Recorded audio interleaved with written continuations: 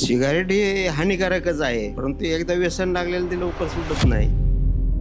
जून महिन्यामध्ये मक्याच्या शेतात पाणी देत होतो, त्यावेळेस त्यात ढेकळं होते. ते असे पाणीला थाळताना अंगठ्याला थोडासा मार लागला होता. त्यानंतर 4-5 महिने गेले. ऑक्टोबर महिन्यात हे थोडं दुखायला लागलं ना, त्यात थोडेसे पल्स वगैरे झाल्याचं जाणवायला लागलं आणि वेदना इतक्या असह्य होत होत्या म्हणजे ते विचार करता येत नव्हता. एक दिवशी रात्र बसून राहायचो मी. त्याच्यानंतर त्याचं इंडोस्कोपी केली तरी पाय दुखणे चालूच होतं. कुणी ते शेर चोकअप झाल्या म्हणून सांगितल्या पायातल्या.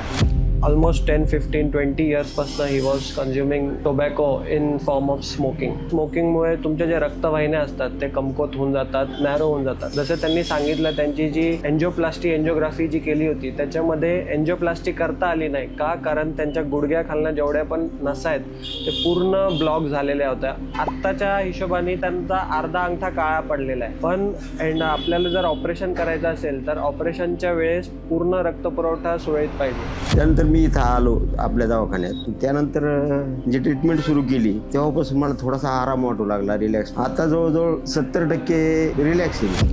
But I am pretty sure after starting topical oxygen and Gico, he will be still relieved almost 90-100%. This update we will give you in coming videos.